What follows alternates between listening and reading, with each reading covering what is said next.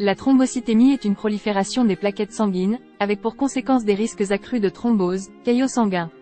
On la repère par prélèvement sanguin ou biopsie de la moelle osseuse. Elle se traite à l'aide d'aspirine ou d'antiplaquettes. La thrombocytémie, qu'est-ce que c'est? Définition. La thrombocytémie est un ensemble de maladies du sang. Elle concerne principalement les plaquettes sanguines, des cellules produites par la moelle osseuse et dont le rôle est de coaguler le sang, le rendre plus solide. Lors d'une thrombocytémie, la production des cellules souches de la moelle osseuse est anormale, elle entraîne la prolifération des cellules des plaquettes sanguines. Or, leur rôle étant la coagulation du sang, cette prolifération entraîne un risque accru d'obstruction des vaisseaux sanguins, les thromboses. Dans une moindre mesure, la thrombocytémie peut avoir pour effet des hémorragies sans blessure apparente. Risque pour le patient. C'est surtout la conséquence de la thrombocytémie qui est à craindre. Les thromboses restent en effet une cause importante de mortalité. La survie moyenne d'une personne atteinte de thrombocytémie non traitée est de 12 à 15 ans, mais varie drastiquement selon l'importance des thromboses. L'autre grande conséquence est l'apparition d'hémorragies, surtout sur la peau ou dans les muqueuses. La thrombocytémie peut provoquer des saignements de nez, des gencives, des bleus suite à de petits chocs, ou même du sang dans l'urine. Les causes de la thrombocytémie. Il existe deux types de thrombocytémie. Les réactionnelles, qui sont en réaction à un trouble.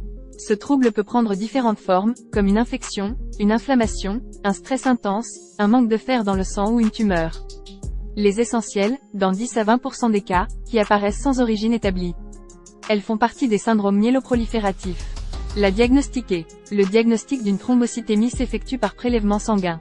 On évalue le seuil à un taux de plaquettes supérieur à 450 000 par microlitre, accompagné de paramètres normaux.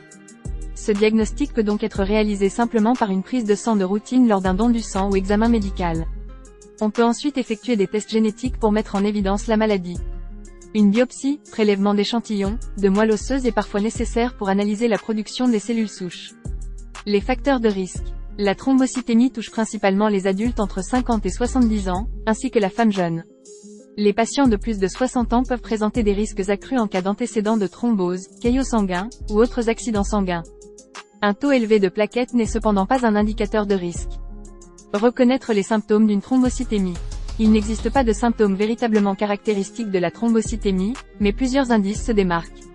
Sentiment de brûlure, rougeur, fourmillement au niveau des extrémités du corps, mains, pieds, ou à contrario avoir le bout des doigts froid. Douleur au niveau du thorax. Apparition de taches sur la vision. Faiblesse du corps, vertige. Maux de tête. Saignement, hématomes fréquents, nez qui saigne, gencives sensibles. Le plus efficace reste de surveiller son taux de plaquettes sanguines lors d'examens de routine. On estime ainsi que la moitié des thrombocytémies sont repérées sans même que le patient se soit plaint de symptômes. Traitement de la thrombocytémie. L'aspirine. On traite la plupart des cas de thrombocytémie par de l'aspirine, pour ses vertus anticoagulantes, afin de diminuer le risque de thrombose, ainsi que pour soulager les symptômes. Antiplaquettes. Des médicaments comme l'hydroxurée et des anagrélides ou l'interféron alpha sont pris jusqu'au retour à la norme du taux de plaquettes sanguines. Thrombocytaphérèse. En cas d'urgence, par exemple si le taux de plaquettes est trop élevé, on peut pratiquer une thrombocytaphérèse. Le but de l'opération est d'extraire le sang du patient, pour en enlever les plaquettes sanguines avant de le réinjecter dénué de ces plaquettes. Les cas les plus graves peuvent également s'accompagner d'une greffe de cellules souches pour une personne jeune. La maladie étant incurable dans de nombreux cas, il faudra s'habituer à prendre régulièrement ce type de médicaments anticoagulateurs pour le restant de sa vie.